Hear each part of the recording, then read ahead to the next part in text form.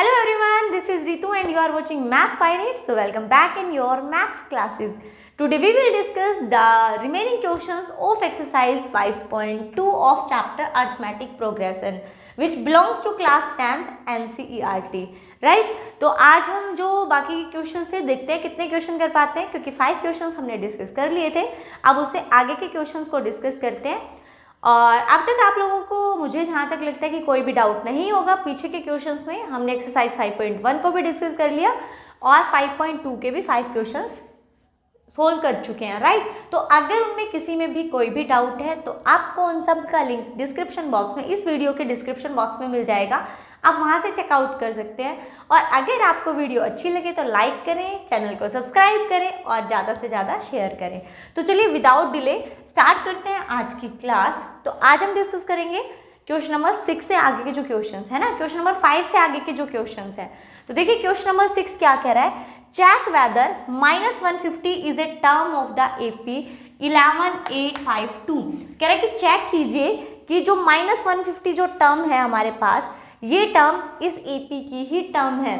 तो देखिए अब तक हमें पता है कि AP क्या होती है, एक वो सीरीज होती है, क्या होती है, एक वो टर्म्स की सीरीज होती है जहाँ पर कॉमन डिफरेंस क्या होता है, सेम होता है। अब ये कह रहे हैं चेक कीजिए कि क्या ये इसकी टर्म है।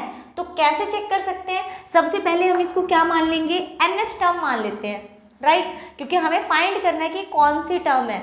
तो अगर हमें n की वैल्यू मिल जाए तो मतलब हमें ये भी पता चल जाएगा कि ये कौन सी टर्म है। और कोई भी टर्म हो उससे क्या लेना, मतलब इसी की कोई टर्म है ना, इसी AP की टर्म है, ये हमें सॉल्व करना है। तो सबसे पहले हम लिखेंगे यहाँ पे कि जो गिवन AP है हमारे पास वो क्या है, गिवन AP इज 11, 8, 5 एंड 2। ये हमारे पास गिवन AP है। अब इस AP के अंदर आपको क्या देखना है, आपको देखना है कि क्या कॉमन डिफरेंस है हमारे पास। एक सेकेंड, हमें यहाँ पे चेक करना है कि यहाँ पे कॉमन डिफरेंस क्या है, फर्स्ट टर्म क्या है। सो सबसे पहले फर्स्ट टर्म है मेरे पास 11, ठीक है। एंड बात करें कॉमन डिफरेंस की, तो देखिए वैसे तो ये खुद ही कह रहा है कि ये एक AP है तो कॉमन डिफरेंस सेम होगा, बट फिर भी अगर चेक करना चाहते हो तो कॉमन डिफरेंस कैसे चेक करोगे भाई, A2 - A1, या बोल सकते हो आप A3 - A2, ऐसे ही तो फाइंड करते हैं। तो A2 - A1 कितना आ गया, 8 - 11, how much, -3। Same A3 - A2 यानी 5 - 8, तो ये भी कितना आ गया, -3। इसका मतलब जो D है मेरे पास वो क्या है, -3 है। तो D कितना आ गया मेरे पास, -3। A कितना आ गया, 11। तो अब हम इसको चेक कर सकते हैं कि क्या ये इसमें टर्म है। सो मैंने लेट कर लिया, लेट AN, कि भाई ये ना nth टर्म है मेरे पास -150। अब फाइंड कर लेते हैं अगर कोई n टर्म आ गई, n की कोई वैल्यू की कौन सी टर्म है ये, तो nth टर्म को हम क्या लिखते हैं, A + n - 1 × D, यही तो लिखते हैं भाई। nth टर्म को कैसे सोल्व कर पाओगे आप, nth टर्म को आप लिख सकते हो A + n - 1 × D = -150, ठीक है। वैल्यूज पुट कर दीजिए, what is the value of A की जो वैल्यू है मेरे पास वो है 11 + n - 1 and common difference is -3। Common difference कितना है, -3 है, और ये आ गया मेरे पास -150। सोल्व कीजिए, -3 से एज इट इज ही रहने दीजिए। 11 प्लस क्या उधर जाके माइनस का हो गया, है ना भाई। इस साइड कोई भी वैल्यू है, अगर वो दूसरी साइड अपना प्लेस चेंज करती है तो वो साथ में सिंबल को भी चेंज करेगी। तो यहाँ पे +11 है, उधर जाके -11, तो ये आ जाएगा मेरे पास n - 1 -3, और ये कितना हो गया, -60, 161, 150 और 160, 161 हो गए ना। अब क्या करेंगे हम, जो ये -3 यहाँ मल्टीप्लाई है इसको उधर ले जाओ और क्या आ जाएगा, डिवाइड में आ जाएगा, क्योंकि ये मल्टीप्लाई था, उधर जाके डिवाइड होगा, माइनस से माइनस कैंसिल हो जाएगा। क्या बचेगा आपके पास, n - 1 बचेगा 161/3। लेकिन क्या ये इसको कंप्लीट डिवाइड करेगा, नहीं करेगा, क्योंकि ये डिविजिबल नहीं है, कंप्लीट डिवाइड नहीं करेगा। तो हमें n की वैल्यू चाहिए थी, अगर ये इसको ही कंप्लीट डिवाइड नहीं करेगा तो अगर ये -1 भी मैं उधर लेके जाऊं तो प्लस का 1 बनेगा। 161/3 था, ये -1 है, मैं उधर लेके जाती हूँ तो ये आ जाएगा +1। सोल्व कीजिए, LCM आया 3। अब ये 161 प्लस 3 आ जाएगा ना, एलसीएम लेंगे तो 3 यानी 164। तो n आया मेरे पास 164/3, जबकि n मेरे पास एक क्या नंबर होना चाहिए, पॉजिटिव इंटीजर होना चाहिए। कैसा नंबर होना चाहिए मेरे पास, ये पॉजिटिव इंटीजर होना चाहिए, बट ये नहीं है। इसका मतलब क्या हो गया कि भाई -150 जो है वो मेरे पास कोई भी टर्म नहीं है इस एपी की। क्वेश्चन समझ में आया? दोबारा से देखिए, n मेरे पास ये टर्म आई, अब मुझे n-1 इतना मिला, तो मैंने क्या किया, n की वैल्यू फाइंड कर ली, +1 ये वैल्यू आ गई। अगर ये वैल्यू n की है मेरे पास, तो हम यहाँ से लिख सकते हैं here n should be a positive integer. n क्या होना चाहिए था, एक पॉजिटिव इंटीजर होना चाहिए था, बट ये तो क्या आ गया, रेशनल में आ गया, नंबर ही कंप्लीट नहीं है, तो ये कैसे बताएंगे कि कौन सी टर्म है ना। तो here n should be a positive integer, but this is not here, ठीक है। सो हम क्या कह सकते हैं, सो -150 is not any term of this AP. तो जो -150 है वो इस एपी की कोई भी टर्म नहीं है, ठीक है। क्वेश्चन समझ आ गया? आप देखते हैं इसका 7th क्वेश्चन को रीड कीजिए। देखिए यहाँ पर सिर्फ आपको nth टर्म का फॉर्मूला ही दे रखा है। फर्स्ट में हमने चेक किया था कि क्या ये एपी है या नहीं। सेकेंड एक्सरसाइज पूरी बेस्ड है nth टर्म के फॉर्मूलाज के ऊपर कि nth टर्म का आपको सिर्फ एक फॉर्मूला पता होना चाहिए, आप पूरी एक्सरसाइज को कर दोगे आराम से। थोड़ी सी कॉमन अंडरस्टैंडिंग की भी ज़रूरत है, सिर्फ एक फॉर्मूला अकेला कुछ नहीं करेगा। थोड़ी सी कॉमन अंडरस्टैंडिंग रखिए और उसके बाद इस फॉर्मूले को ध्यान रखो, तो ये एक्सरसाइज हो जाएगी। इसकी जो थर्ड एक्सरसाइज है उसमें सारे टर्म्स का सम है, तो वहाँ पे भी sum of n terms of n AP वाला फॉर्मूला लगेगा और पूरी की पूरी एक्सरसाइज उसी फॉर्मूला पे बेस्ड है। तो देखिए बड़ा इजी सा चैप्टर है, इसमें आप आराम से स्कोर कर सकते हो इस चैप्टर में। तो इस चैप्टर को थोड़ा सा अच्छे से कीजिए, क्योंकि देखिए ये होता है ना कि जब चैप्टर इजी होता है तो फिर वहाँ पर नंबर कट कराने की कोई गुंजाइश नहीं छोड़नी चाहिए। तो वहाँ इतनी अच्छी तैयारी करो कि आपको हर किसी भी नंबर में कोई प्रॉब्लम ना आए, राइट। अब देखिए 7th क्वेश्चन क्या कह रहा है, find the 31st term of an AP. AP की 31st टर्म फाइंड करनी है। वो 11th टर्म इज 38, जिसकी 11th टर्म क्या है, 11th टर्म जो है वो है 38 एंड वो 16th term is 73 and you have to find 31st term. और आपको क्या फाइंड करनी है, 31st टर्म फाइंड करनी है। तो ये मैंने साइड में लिख दिया कि हमें फाइंड क्या करनी है। तो देखिए जब ऐसा हो कि हमारे पास 2 टर्म्स दे दी कि ये 11th टर्म इतनी है, 16th टर्म इतनी है, तो यहाँ से आपके पास 2 इक्वेशन मिलेगी और आप उन इक्वेशंस को सोल्व करके a और d की वैल्यू निकाल सकते हो। यानी कि फर्स्ट टर्म और कॉमन डिफरेंस आप फाइंड कर सकते हो, जो आप यहाँ पर पुट करके फिर ये वैल्यू भी फाइंड कर सकते हो। तो सबसे पहले देखिए इसकी 11th टर्म दे रखी है, तो आप 11th टर्म को क्या लिख सकते हो, हेयर 11th टर्म को मैं लिख सकती हूँ a प्लस n-1 यानी 11 - 1, तो ये आ जाएगा 11 - 1 इंटू d इक्वल्स टू 38। तो ये आ जाएगा a plus 10d equals to 38 and this is called equation number first. Now a16 क्या है भाई, इसको यहाँ पर लिख दीजिए a11 यानी 11th टर्म थी ये। अब a16th टर्म की बात करें तो a प्लस 16 - 1, तो मैं डायरेक्ट लिख रही हूँ 15d इक्वल्स टू 73। तो this is my second equation. तो यहाँ से 2 इक्वेशन मेरे पास आ गई, ये फर्स्ट और ये सेकेंड, ठीक है। और अब इनको हम सोल्व करेंगे तो क्या करेंगे, हम दोनों को या तो सब्ट्रैक्ट कर देते हैं, तो क्या लिखते हैं, subtract equation first from equation second we get. तो क्या करेंगे, फर्स्ट को सेकेंड में, क्योंकि मैंने नंबरिंग इस टाइप से दे रखा है वैसे उसको सोल्व करेंगे। फर्स्ट को सेकेंड में से सब्ट्रैक्ट करेंगे, तो सेकेंड को पहले लिख लीजिए a plus 15d equals to 73। Subtract कर रहे हैं फर्स्ट को, तो a plus 10d equals to 38, ठीक है। और आप सबको पता है सब्ट्रैक्ट करते टाइम क्या साइन चेंज हो जाते हैं, तो यहाँ से आ जाएगा माइनस माइनस माइनस कैंसिल, एक नेगेटिव एक पॉजिटिव, तो a माइनस a 0 हो गया। 15 माइनस 10 कितना हो गया, 5d। 73 में से भी 38 को सब्ट्रैक्ट कीजिए तो कितना आ जाएगा, ये आ जाएगा मेरे पास 35, ठीक है। तो ये आ गया 5d इक्वल्स टू 35। तो यहाँ अगर मैं वैल्यू d की फाइंड करूँ तो यहाँ 5 मल्टीप्लाई है, उधर जाके डिवाइड हो जाएगा, तो ये आएगा 35 divided by 5, so d equals to 7। तो अगर आपके पास कॉमन डिफरेंस आ गया तो आप किसी भी इक्वेशन में पुट करके यहाँ से a की वैल्यू फाइंड कर सकते हो। बताइए समझ आई यहाँ तक बात? तो अगर मैं इनमें से किसी भी एक इक्वेशन में पुट कर दूं तो फर्स्ट में ही पुट करूंगी, ऑब्वियस सी बात है क्योंकि छोटी है। So from equation first we get, first equation में वैल्यू पुट करिए तो a प्लस 10, d की वैल्यू कितनी आई 7, तो ये आ जाएगा 7 इक्वल्स टू 38। तो a प्लस 10 7 जा 70 इक्वल्स टू 38। तो भाई a की वैल्यू निकाल दो, कितनी आ जाएगी 38 माइनस के 70, वैल्यू सोल्व कीजिए, कितना आ जाएगा 240 और ये आ जाएगा 32। ठीक है, तो ये आ गया 32, लेकिन कैसा आएगा माइनस का आएगा। तो a की वैल्यू आ गई मेरे पास -32, d की वैल्यू आ गई 7। एक बार दोबारा से देखिए कहीं कोई कंफ्यूजन तो नहीं है।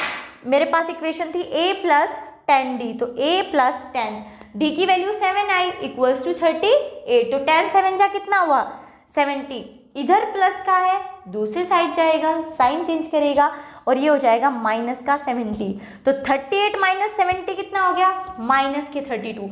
जो टर्म बड़ी होती है सिंबल हमेशा उसका आता है। तो मेरे पास फर्स्ट टर्म आ गई और मेरे पास d आ गया। अब जल्दी से मुझे इसके टर्म बताइए A31, इसकी जो 31st टर्म है वो जल्दी से मुझे आंसर कीजिए कि 31st जो टर्म है मेरे पास वो क्या आई। जल्दी से भाई, मैं रिप्लाई के लिए वेट कर रही हूँ, जल्दी से मुझे रिप्लाई कीजिए।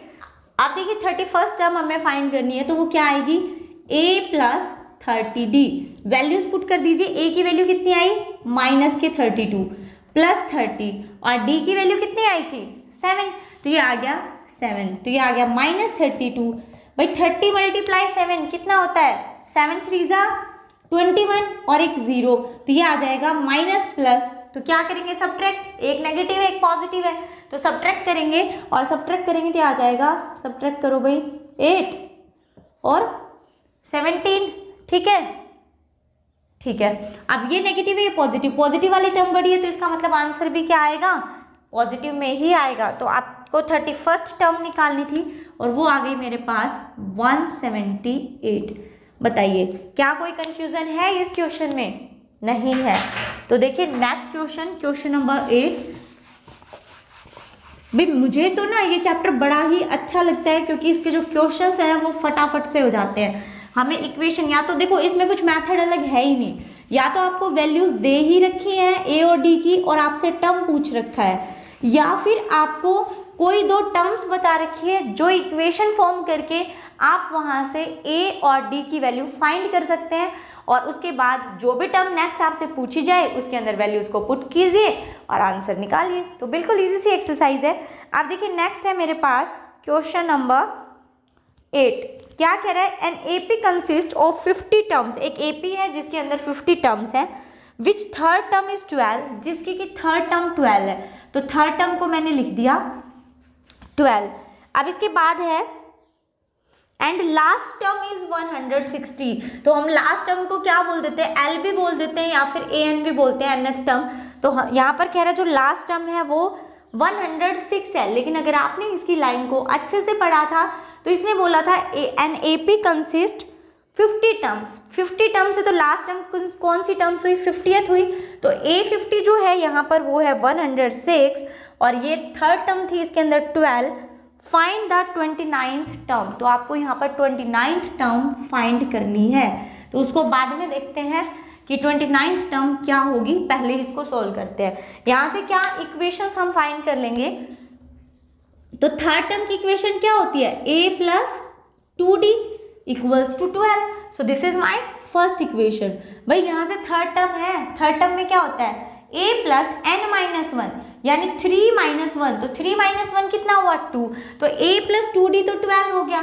सेम 50th टर्म की बात करूँ तो ये कितनी होती है a plus 49d equals to 106। भाई जो टर्म यहाँ पर है उसमें से 1 सब्ट्रैक्ट करके लिख दीजिए, तो ये आ जाएगी 49D इक्वल्स टू 106। तो ये आ गई मेरे पास सेकेंड इक्वेशन। तो फर्स्ट और सेकेंड इक्वेशन को करेंगे सोल्व। तो देखिए क्या करेंगे भाई, यहाँ पर दोनों को ऐड कर दे या सब्ट्रैक्ट, सब्ट्रैक्ट करेंगे। ऐड करेंगे तो सेम टर्म है और ऐड होके 2A बन जाएगी, जबकि हमें तो क्या करना है, या तो A को यहाँ से रिमूव करना है या फिर D को रिमूव करना है। तो ये यहाँ पर सेम हम लिखेंगे फ्रॉम,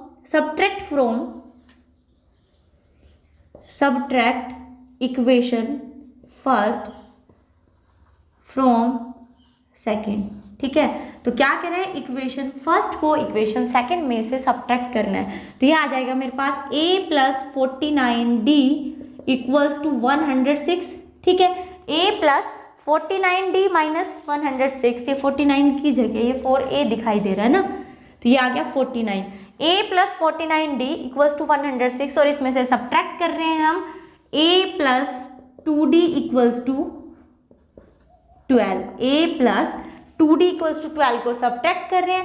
आप सबको पता है जब सब्ट्रैक्ट करते हैं तो सिंबल्स क्या हो जाते हैं, चेंज। ठीक, तो ये प्लस है माइनस है cancel. 49 minus 2 how much, 47D। अब 106 में से 12 को भी सब्ट्रैक्ट करते हैं तो ये कितना आ जाएगा 4 और ये आ गया मेरे पास 9। ठीक है, 94। तो यहाँ से जो D आया मेरे पास वो आया 94/47। तो क्या 47 से 94 डिवाइड होगा, बताइए मुझे। 2 पे जाएगा, 2 7 जा 14, 2 4 जा 8 और 1 9, तो 47 2 जा। तो यहाँ से जो D है उसकी वैल्यू आ चुकी है। क्या आई D की वैल्यू, यानी कॉमन डिफरेंस कितना आया मेरे पास, 2 आ गया। अब इस कॉमन डिफरेंस को फर्स्ट इक्वेशन में पुट करके हम किसकी वैल्यू फाइंड कर सकते हैं, A की value. So from equation first, देखिए फर्स्ट इक्वेशन में A प्लस 2, D की वैल्यू है 2 इक्वल्स टू 12। तो A की वैल्यू आ गई यहाँ से 2 2 जा 4 और इस 4 को मैं उधर ले जाके क्या कर रही हूँ, सब्ट्रैक्ट। तो 12 माइनस के 4 कितना आ गया 8। सो A इक्वल्स टू 8 और D ऑलरेडी मेरे पास था 2, A 8 आ गया, D 2 आ गया। तो हमें निकालना क्या है 29th टर्म, तो उसको तो फाइंड कर लेंगे इजीली। सो A 29th, यानी 29th टर्म क्या होगी भाई, A plus n minus 1 and here n is 29। यहाँ पर n की वैल्यू क्या है 29 है, तो 29 माइनस 1 28D। वैल्यूज पुट कीजिए, A की वैल्यू कितनी है 8 प्लस 28, वैल्यू आ गई मेरे पास 2, तो वो मैंने यहाँ पर पुट कर दी, D की वैल्यू 2। आप देखिए 8 प्लस 2 8 जा 16, 2 2 जा 4 और 1 5, ऐड कीजिए 8 और 6 4 14, 5 और 1 6, तो A 29 यानी 29th जो टर्म थी मेरे पास वो क्या आ गई मेरे पास 64 आ गई। बताइए भाई ये क्वेश्चन समझ में आ गया, होपफुली अच्छे से समझ में आ गया होगा। ठीक है, तो अब इसका 9th क्वेश्चन देखते हैं हम, क्या है 9th question.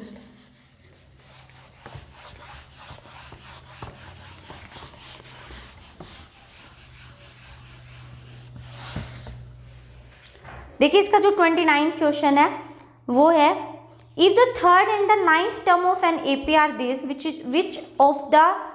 Term of this AP is 0। बिल्कुल इजी सा क्वेश्चन है। देखिए क्या है question number 9, if the third and 9th term, तो कह रहा थर्ड जो टर्म है इसकी वो है 4 एंड जो 9th टर्म है A9 वो है इसकी माइनस के 8। तो बताइए कि which term of the AP is 0। इसकी जो 0 टर्म होगी वो कौन सी टर्म होगी, यानी आपको वहां पर n की वैल्यू बतानी है। तो सबसे पहले तो हमें A और D पता होना चाहिए, क्योंकि अगर हमें ये पता है कि देखो 0 वो पूछे 0 जो है वो कौन सी टर्म है, तो अगर मैं nth टर्म को 0 ले लूँ, तो मुझे यहाँ से n की वैल्यू फाइंड करनी पड़ेगी, तभी मैं बता सकती हूँ कि इसकी ये वाली टर्म 0 होगी। बट उसके लिए मेरे पास A यानी फर्स्ट टर्म और कॉमन डिफरेंस होना ज़रूरी है। तो सबसे पहले यहाँ से इक्वेशन फॉर्म करेंगे, इसको मैं लिख सकती हूँ थर्ड टर्म है तो A plus 2D equals to 4। So this is first equation. Now A9 को क्या लिख सकते हो, A प्लस 8D, और ये क्या आ गई मेरे पास सेकेंड इक्वेशन आ गई। क्या है ये मेरे पास? Second equation. दोनों को सोल्व कीजिए। So from subtract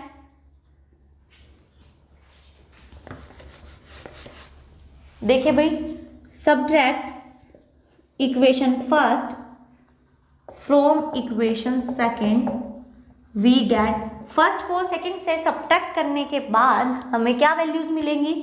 a plus 8d, जिसमें से सबट्रैक्ट कर रहे हो उसको पहले लिखोगे। तो इसको सबट्रैक्ट कर रहे हैं तो a plus 8d equals to -8, इसमें से इसको सबट्रैक्ट कर रहे हो तो इसको नीचे लिख लीजिए, a plus 2d equals to 4।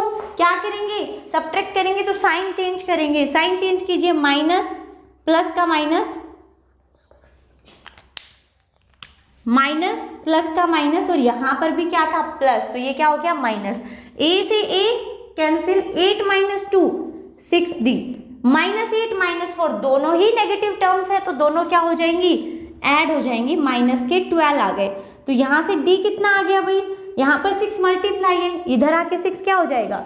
Divide. सो 6 2 ज़ा 12। सो what is the value of d? -2। d की जो वैल्यू आई मेरे पास वो आ गई -2, यानी कॉमन डिफरेंस कितना है? -2। अब इसको मैं इक्वेशन फर्स्ट में पुट करके यहाँ से फर्स्ट टर्म फाइंड कर सकती हूँ। So from equation first we get, first equation में देखिए भाई वैल्यू a प्लस 2, d की वैल्यू कितनी थी? -2, तो यहाँ पर वैल्यू पुट करेंगे -2 इक्वल्स टू 4, तो ये आ जाएगा a प्लस माइनस के 4, 2 2 ज़ा 4, तो ये आ जाएगा -4 इक्वल्स टू 4। तो यहाँ से a की वैल्यू क्या आएगी? ये जो -4 है अगर ये दूसरी साइड जाएगा तो कितना बनाएगा? प्लस का 4, तो 4 प्लस 4 कितना हो गया? 8। तो a की वैल्यू आ गई 8, d की वैल्यू आ गई -2। अब फाइंड क्या करना था? हमें बताना था कि 0 इस AP की कौन सी टर्म है। सो लेट कर लेते हैं हम यहाँ पर, let 0 is the nth term.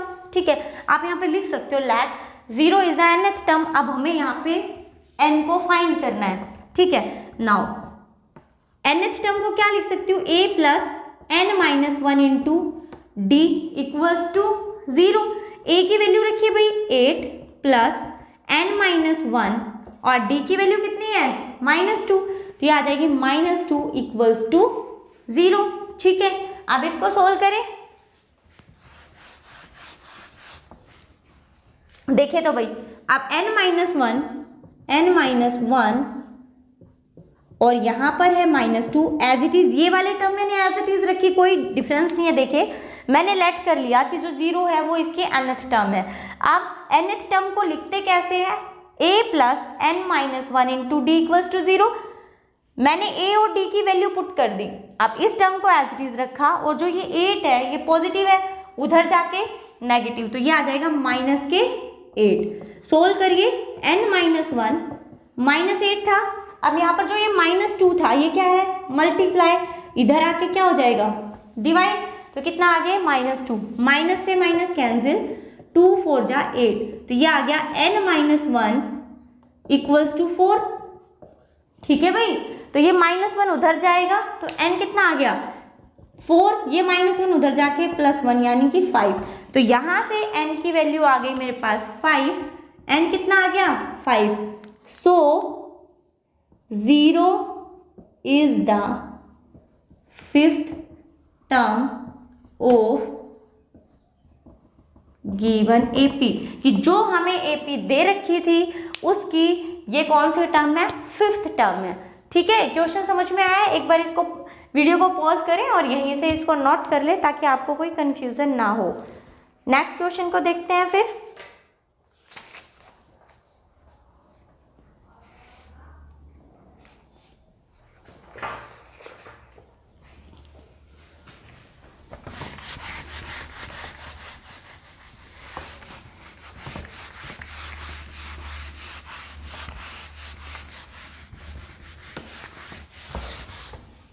Now question number 10. The 17th term of an AP exceeds its 10th term by 7. Find the common difference. तो कह रहा है कि आपको D फाइंड करना है, यानी कि कॉमन डिफरेंस फाइंड करना है कंडीशन क्या दे रखी है, कंडीशन सुनिए, the 17th term of an AP, एक एपी की 17th term exceeds its 10th term by 7। ये जो 17th टर्म है वो 10th टर्म से 7 एक्सीड्स है, मतलब 7 ज़्यादा है। ठीक है, समझ में आया कि जो 17th टर्म है इस एपी की, वो इसी एपी की 10th टर्म से 7 ज़्यादा, एक्सीड्स का मतलब उससे ज़्यादा है। ठीक है, तो ये हमारे पास कंडीशन बन गई। अब इसको सोल्व करना तो इजी है। सबसे फर्स्ट वर्क क्या होता है हमारा कि हमें इस टाइप की इक्वेशन जो है, कई बच्चे कंफ्यूज हो जाते हैं एक्सीड्स का मतलब क्या है। तो देखिए वो कह रहा है कि 17th टर्म है वो 10th टर्म से 7 ज़्यादा है। तो आप ये भी कर सकते थे, जैसे हम पहले ये भी लिखते थे ना कि भाई ये तो 17th टर्म हो गई और ये क्या है 10th टर्म। क्या कह रहे हैं, ये इससे बड़ी है, कितनी बड़ी है 7, तो मैं इसके अंदर 7 ऐड करूंगी ताकि ये दोनों में बैलेंस बन के ये इक्वेशन इक्वल हो जाए। तब भी ठीक था, आप ऐसे भी सोल्व कर सकते हो इसको, लेकिन मैंने डायरेक्ट यहाँ लिख दिया कि 17th टर्म 10th टर्म से 7 बड़ी है, तो दोनों के बीच का जो डिफरेंस है वो कितना आ जाएगा 7। यहाँ पर भी तो यही बात होगी, आप इसको इधर लेके आओगे तब भी वही चीज़ रहेगी, है ना। तो अब इसको सोल्व करते हैं। आपको पता है कि 17th टर्म क्या होती है, 17th टर्म को हम लिख सकते हैं a plus 16d, right, minus 10th term को क्या लिख सकते हैं a प्लस 9d और इक्वल्स टू 7। सोल्व कीजिए, a प्लस 16d बाहर क्या है माइनस, तो जब माइनस अंदर जाएगा ब्रैकेट के अंदर तो सारे सिंबल्स चेंज कर देगा, तो minus a minus 9d equals to 7। अब सोल्व कर लीजिए, a से a कैंसिल, क्यों भाई, क्योंकि एक नेगेटिव है एक पॉजिटिव है, तो 16d माइनस 9 कितना बचा 7d, तो ये बच गया मेरे पास 7d इक्वल्स टू 7। तो यहाँ से d की वैल्यू क्या आ गई, ये जो 7 है ये क्या है मल्टीप्लाई, उधर जाएगा तो डिवाइड, तो 7 1 जा 7। So here common difference is 1। तो यहाँ से जो कॉमन डिफरेंस है वो क्या आ गया मेरे पास 1 आ गया, और यही हमें क्या करना था फाइंड करना था। ठीक है, so the common difference is 1, क्योंकि कॉमन डिफरेंस पूछा है तो ऑब्वियस सी बातें लिख दो। So common difference is 1। ठीक है, और ऑब्वियस सी बात है डी भी क्या है इसका कॉमन डिफरेंस है, बट हाँ इसके साइड में एक लाइन लिख दी हमने ताकि क्वेश्चन थोड़ा अच्छा सा लगे। अब देखिए क्वेश्चन नंबर 11 क्या है, विच term of the AP this will be 132 more than it's 54th term. कह रहे एपी की, इस एपी की वो कौन सी टर्म है जो 132 मोर देन है किससे 54th टर्म से। तो सबसे पहले 54th टर्म निकाल ले, उसके बाद हमें निकालना है कि इसकी कौन सी ऐसी टर्म है जो 54th टर्म से 132 ज़्यादा है। यही मतलब हुआ कि हमें ये वाली टर्म निकालने की कौन सी टर्म है जो 54th टर्म से 132 ज़्यादा है। तो सबसे पहले हमें इक्वेशन गिवन है, तो एपी क्या है, गिवन एपी इज, एपी दे रखी है हमें 3 15 27, 3 15 27 एंड 39। ठीक है, ये गिवन है हमें, तो हमें क्या फाइंड करना है, सबसे पहले 54th टर्म फाइंड कर लें, और जब 54th टर्म फाइंड कर लेंगे तो उसमें 132 ऐड कर देंगे तो हमारे पास वो nth टर्म आ जाएगी। ठीक है, तो यहाँ से हेयर भाई फर्स्ट टर्म क्या है, a कितना है यहाँ पर 3, डायरेक्ट पता चल रहा है। कॉमन डिफरेंस कैसे निकालेंगे, a2 minus a1, a2 minus a1 यानी 15 माइनस के 3 कितना आ गया 15 माइनस 3 12 आ गया, तो d कितना आ गया मेरे पास 12 आ गया। अब मुझे फाइंड क्या करनी है, मुझे फाइंड करनी है 54th टर्म। क्या फाइंड करनी है मुझे 54th टर्म फाइंड करनी है, वो क्या होगी a प्लस 53d। क्यों, क्योंकि हमेशा n में से 1 सब्ट्रैक्ट करते हैं, तो a प्लस 54 था तो 53d, a की वैल्यू 3 प्लस 53, d की वैल्यू कितनी है 12। ठीक है, सोल्व करिए, 3 प्लस 12 3 जा 36, 12 5 जा 60 और 63, तो ये आ गया, और इसमें ऐड करेंगे तो आ जाएगा मेरे पास 639। ठीक है, सो a 54 यानी 54th टर्म इज 639। तो जो 54th टर्म है मेरे पास वो आ गई 639। अब क्वेश्चन क्या था, क्वेश्चन में कह रहा था कि which term of this AP will be 132 more than it's 54th term. तो हम क्या करते हैं, लेट कर लेते हैं, let A and B, let A and B 132 more than 54th, more than 54th term. हमने लेट कर लिया कि वो nth टर्म है उसकी जो 132 ज़्यादा है किससे, 54th टर्म को। तो मैं इसको लिख सकती हूँ ए एन को, वो क्या है, 54th टर्म से 132 क्या है, मोर देन है, बड़ी है, ठीक है, ज़्यादा है इससे। तो 54th टर्म तो मैंने फाइंड कर ली थी, कितनी, 639, उसके अंदर मैं 132 ऐड कर देती हूँ, तो मेरे पास जो रिक्वायर्ड टर्म है वो आ जाएगी। तो ये आ जाएगी मेरे पास 9 2 11, 3 3 6 और 1 7, 6 और 1 7। तो ये आ गई जो nth टर्म, जो कि रिक्वायर्ड टर्म थी हमारे पास 771। तो यहाँ हम लिख सकते हैं कि ये वाली जो टर्म है मेरे पास, ये कितनी आ गई भाई, मेरे पास रिक्वायर्ड टर्म आ गई जो कि इससे ज़्यादा है। इसने पूछा था विच टर्म, कौन सी टर्म है, तो ये तो टर्म का नंबर आ गया कि कौन सी है वो टर्म, मेरे पास 771 जो टर्म है वो आई है, बट कौन सी है, यानी n की वैल्यू मेरे पास नहीं आई है। तो अब हम क्या निकालेंगे, यहाँ से वैल्यू फाइंड करेंगे n की, कि n की वैल्यू क्या है। तो देखिए क्वेश्चन को समझिए, एक ही क्वेश्चन में ना ये बार बार कुछ अलग अलग क्वेश्चंस पूछे जा रहे हैं। सबसे पहले इसने एपी दी, तो हमने एपी से क्या किया, इसकी 54th टर्म फाइंड कर दी। क्यों फाइंड की 54th टर्म, उसका रीज़न था क्योंकि हमें बताया था कि जो इसकी 54th टर्म है ना, उससे कोई nth टर्म है, पूछ रहा है कौन सी टर्म इसकी 54th टर्म से 132 ज़्यादा है। तो भाई 54th टर्म निकाल के उसमें 132 ऐड किया तो हमारे पास ये टर्म आ गई कि ये वाली टर्म इतनी ज़्यादा, लेकिन ये कौन सी टर्म है ये नहीं पता। तो ये हम फाइंड करेंगे, तो हमारे पास we have a n equals to 771 है 771 है। अब ये फाइंड करना है तो सिंपल सी बात है, इसको हम क्या लिख सकते हैं, a plus n minus 1 into D, nth term को ऐसे ही तो लिखते हैं, और ये आ गया मेरे पास 771। तो वैल्यूज तो आपको पता है, a की वैल्यू क्या है, अब मैंने इसको रब कर दिया, तो a थी मेरे पास टर्म कहाँ है, 3, तो a थी मेरे पास 3 प्लस n माइनस 1 और d था 3 और 15 था, तो 15 माइनस 3 कितना था, 12 इक्वल्स टू 771। तो देखिए n minus 1 into 12 as it is लिख रही हूँ, और जो यहाँ पर 3 था इसको मैं लेके जा रही हूँ इस साइड, जैसे ही साइड चेंज करेगा तो माइनस हो जाएगा, तो 771 माइनस 3 कितना हो गया, 768। ठीक, आप क्या करेंगे, n की वैल्यू निकालेंगे, तो जितना भी एक्स्ट्रा का मटेरियल है ना उसको साइड बाय साइड दूसरी साइड लेके जाते रहो। तो ये 12 यहाँ मल्टीप्लाई इधर आके क्या हो जाएगा, डिवाइड करिए 12 से, कितने पे जाएगा, 6 पर, 12 6 जा 72, बचा कितना 4, 12 4 जा 48। So n minus 1 equals to 64।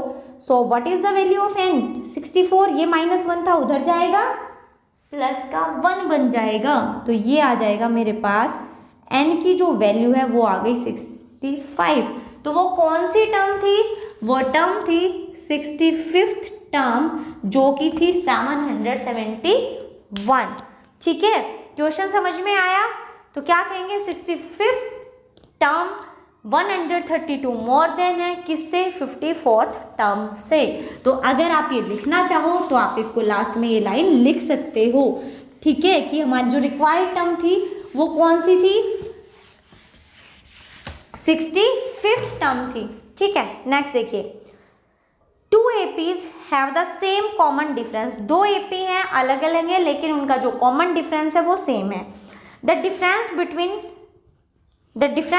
There 100 term is 100। What is the difference between their 1000 term, तो कह रहे हैं कि उनका जो 1000 टर्म जो उनकी है वो क्या है। तो देखिए सबसे पहले तो मैं 2 APs बोल रहा था, 2 AP लेट कर लें, 12th क्वेश्चन है, लेट 2 APs हैं तो मैं 2 APs लेट कर रही हूँ, लेट द 2 APs आर। तो फर्स्ट मैं AN लेट कर लूँ, ठीक है। तो an करूँगी तो क्या होगा, a1 a2 a3 up to so on, ऐसे जाएंगे ना भाई। n टर्म्स अगर मैं राइट कर रही हूँ तो क्या होगा an, ठीक है। दो एपीज कर रही हूँ, एपी के अंदर an नहीं लिखेंगे क्योंकि an को तो हम क्या बोलते हैं, लास्ट टर्म है ना। तो ये क्या है हमारे पास, nth टर्म है ऐसे। तो एक एपी ये लेट कर ली, दूसरी मैं b1 में लेट कर लेती हूँ, एंड b1 b2 b3 और लास्ट में जाके कहीं bn nth टर्म भी आएगी, n+1th टर्म भी हो सकती है। ऐसा तो है नहीं कि n पे एंड हो जाएगी, उसके बाद nth टर्म कुछ इस टाइप से भी जाएगी, ठीक है। तो ये मैंने 2 एपीज लेट कर ली। तो अब एक बात बताओ मुझे, अगर मैं इसकी nth टर्म की बात करूँ, सिर्फ मैं इसकी nth टर्म की बात कर रही हूँ, तो nth टर्म क्योंकि मुझे पता है, सो nth टर्म क्या होगी, a प्लस इसकी क्या होगी, a फर्स्ट टर्म a1 है, a1 प्लस n-1, क्योंकि मैं सिर्फ nth टर्म की बात कर रही हूँ, तो ये हो जाएगा first term plus n-1 into D. और उसने बोला दोनों का जो कॉमन डिफरेंस है वो क्या है, सेम। तो देखिए शुरू से मैंने 2 एपीज लेट कर ली यहाँ पर, एक a1 a2 a3 और एक b1 b2 b3 ऐसे। तो इसकी nth टर्म क्या होगी भाई, first term plus n-1 into D. First term कितनी है, a1, तो a1 प्लस n-1 डी। अगर मैं इसकी सेकंड वाली टर्म की nth टर्म फाइंड करूं तो इसकी भी फर्स्ट टर्म क्या है, b1 प्लस n-1 इंटू में d, यही आएगा। nth टर्म ऐसे ही फाइंड करते हैं। अब उसने कहा अकॉर्डिंग टू क्वेश्चन कि इन दोनों के बीच का जो कॉमन डिफरेंस है वो कितना है, 100, सॉरी इनकी जो 100th टर्म है, कहाँ गया question, yes, the difference between their 100th term is 100 term का डिफरेंस बता रहा है। तो क्यों ना मैं पहले इनका ही डिफरेंस निकाल लूँ। यहाँ पर निकाल रहे हैं हम पहले इनका, बाद में क्वेश्चन का सोल्व करते हैं। तो सबसे पहले हियर an माइनस bn, ठीक है। इन दोनों का कॉमन डिफरेंस देखें तो ये है मेरे पास a1 plus n-1 into D. Difference find करना तो माइनस ये वाली टर्म लिख दीजिए, b1 plus n-1 into D, ठीक है। दोनों का डिफरेंस फाइंड करें तो देखिए एक चीज, अगर ये पॉजिटिव है, जब मैं इस माइनस को अंदर ले जाऊंगी तो ये माइनस का b1 और ये क्या हो जाएगा, माइनस का n-1 डी। तो ये आएगा a1 plus n-1 into D. Minus को अंदर लेके जा रही हूँ तो ये आएगा माइनस b1 और minus plus minus n-1 into D. ये पॉजिटिव ये नेगेटिव कैंसिल, तो ये क्या आ जाएगा, a1 माइनस का b1, an माइनस का b1, ठीक है। सबसे पहले 2 टर्म्स ली, उनकी nth टर्म फाइंड की और फिर उन दोनों का कॉमन डिफरेंस फाइंड किया। तो ये समझ आया। अब अगर मैं बोलूँ इसका, जैसे क्वेश्चन में दे रखा है अकॉर्डिंग टू क्वेश्चन,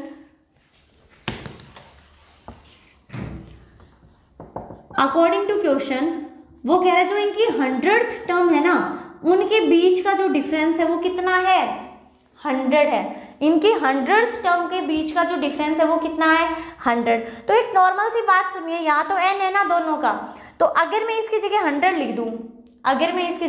लिख दूँ, तो कोई फर्क पड़ेगा, a100 माइनस b100 कितना आएगा, a1 माइनस b1। तो जो ये 100 वैल्यू है ना, ये a1 माइनस b1 यानी दोनों की फर्स्ट टर्म के बीच का डिफरेंस है।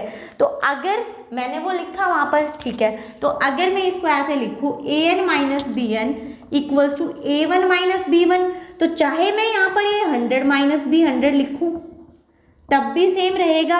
अगर मैं यहाँ पर 1000 माइनस b की वैल्यू 1000 रखूँ तब भी ये यही आएगा, और अगर मैं यहाँ पे 5000 लिखूँ तब भी ये क्या रहेगा, सेम वही 100 ही आएगा। तो यानी इन दोनों का डिफरेंस भी क्या आएगा, 100 ही आएगा, ठीक है। क्वेश्चन समझ में आया, देखिए भाई क्वेश्चन समझ में आ गया। दोबारा से एक बार देख लीजिए क्वेश्चन क्या था। कह रहा था 2 एपीज आपको दे रखी हैं और जो दोनों की 100th टर्म है उसके बीच का जो डिफरेंस है वो 100 है, जबकि इन दोनों एपीज का कॉमन डिफरेंस क्या है, सेम। थोड़ा सा ध्यान से देखिए इस क्वेश्चन को। तो मैंने क्या किया, सबसे पहले 2 एपी ले ली अलग अलग, लेकिन डिफरेंस सेम है। तो पहले इसकी nth टर्म निकाली, first term plus n-1 into d, second term निकाली first term plus n-1 into d. अब मैंने दोनों का डिफरेंस निकाल दिया, तो यह है an माइनस b1 सब्ट्रैक्ट किया, तो यहाँ बचा a1 माइनस b1, और ये किसके लिए आप यहाँ पर ये लिख सकते हो, for all n belongs to, क्या बोल सकते हो कि जो n बिलोंग करेगा वो क्या होता है भाई, पॉजिटिव इंटीजर को बिलोंग करता है ना, तो n बिलोंग्स टू, बताइए जो पॉजिटिव इंटीजर्स बिलोंग करता है, या तो आप ये बोल सकते हो n किसको बिलोंग करता है, नेचुरल नंबर्स को बिलोंग करेगा, मतलब कोई भी नंबर दे देगा यहाँ पे जो कंप्लीट नंबर हो तो वो नेचुरल नंबर ही होगा भाई, a 100 दे दो, 1000 दे दो, 500 दे दो, 200 दे दो, कुछ भी। तो क्या कह रहा है, an माइनस b1 हमारे पास ये आ गया जो कि सभी नेचुरल नंबर्स को बिलोंग करता है। हमें क्वेश्चन में दे रखा था दोनों के 100 टर्म का जो डिफरेंस है वो कितना है, 100, तो ये कह रहा है कि ये तो हर एक के लिए यही आएगा, हर एक में, तो यहाँ 100 लिखो तो भी यही आएगा। इसका मतलब ये ऐसे है, ये सारे इक्वल ही तो है, यहाँ पर लिख देंगे 100, है ना भाई। उसने बोला a 100 माइनस b 100 किसके इक्वल है, 100 के, और यहाँ से हम बोल रहे हैं a1 माइनस b1 के, सिंपल। तो यहाँ से जो 1000 टर्म है वो भी क्या आ जाएगी, 100 आ जाएगी। तो ये थे इस एक्सरसाइज के क्वेश्चंस, 12 तक हमने डिस्कस कर लिए, बाकी के जो रिमेनिंग क्वेश्चन है वो नेक्स्ट क्लास में डिस्कस करेंगे। तब तक इन क्वेश्चंस की प्रैक्टिस कीजिए और साथ में जितने भी एग्जाम्पल हैं इस एक्सरसाइज के उन एग्जाम्पल्स को भी करके देखिए, ठीक है, क्योंकि एग्जाम्पल भी इंपॉर्टेंट है, इसी क्वेश्चंस के टाइप हैं और आपको ज़्यादा से ज़्यादा प्रैक्टिस की ज़रूरत है, तो आप एग्जाम्पल्स की भी प्रैक्टिस कीजिए। चलिए फिर मिलते हैं नेक्स्ट क्लास में, बाय, टेक केयर, खुश रहिए, मुस्कुराते रहिए।